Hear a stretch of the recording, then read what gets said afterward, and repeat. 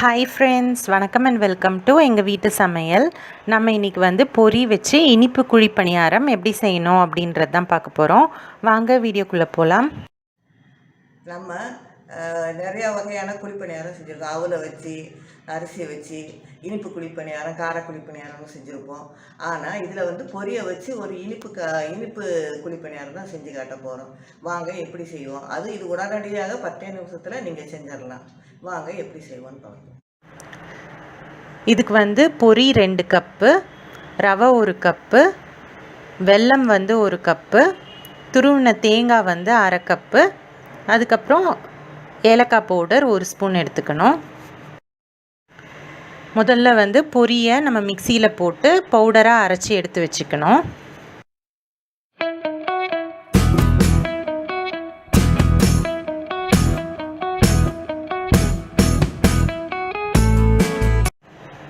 அப்புறமா வெல்லத்தில் ஒரு 1/4 டம்ளர் போல் தண்ணி விட்டு அதை வந்து பாயில் பண்ணணும்.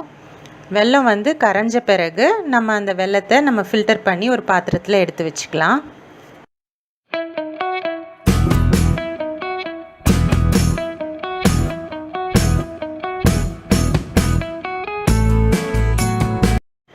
இப்போ இந்த ஃபில்டர் பண்ண வெல்லத்துலேயே நம்ம வந்து தேங்காய் துருவல் சேர்த்து மிக்ஸ் பண்ணிக்கலாம். அதுக்கப்புறமா ஏலக்காய் பவுடரையும் சேர்த்துக்கலாம். நெக்ஸ்ட்டு வந்து நம்ம வச்சுருக்க ரவையை சேர்த்துக்கலாம். ரவையை சேர்த்து நல்லா மிக்ஸ் பண்ணிக்கலாம்.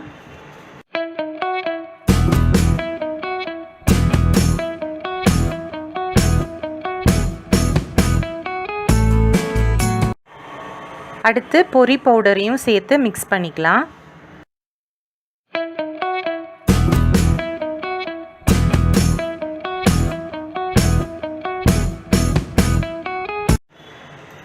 இப்போ வந்து கொஞ்சமாக நம்ம வந்து தண்ணி சேர்த்துக்கலாம். தண்ணி சேர்த்து அதை நல்லா மிக்ஸ் பண்ணிக்கலாம்.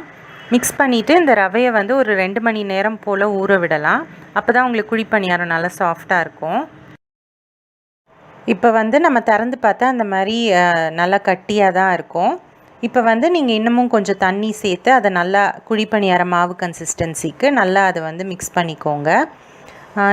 இப்போ வந்து நீங்கள் தேவைப்பட்டது அப்படின்னா ஒரு 1/4 ஸ்பூன் போல் பேக்கிங் சோடா வந்து நீங்கள் சேர்த்துக்கலாம்.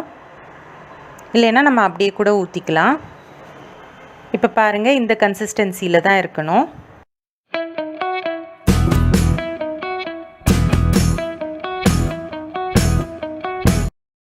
இப்போ வந்து குழிப்பணியார கல்லில் வந்து எண்ணெய் கொஞ்சம், நெய் கொஞ்சம், இல்லைன்னா நெய்யே கூட ஃபுல்லாக நீங்கள் இப்படி ஊற்றிக்கலாம். ஊற்றிட்டு அந்த கல் வந்து நல்லா காஞ்ச பிறகு நீங்கள் மாவு எடுத்து எல்லா குழியிலையும் நல்லா நிரப்பிக்கோங்க.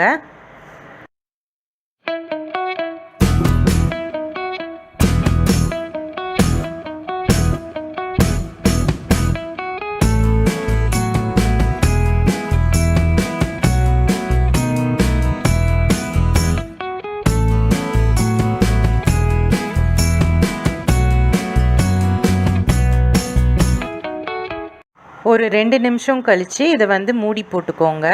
மூடி போட்டு ஒரு 2 நிமிஷம் இதை வந்து வேக விட்டுருங்க. தீயை வந்து மிதமாக வச்சுக்கோங்க. 2 நிமிஷம் கழித்து இதை ஓப்பன் பண்ணிவிட்டு எல்லாத்தையும் நல்லா திருப்பி போட்டுக்கோங்க.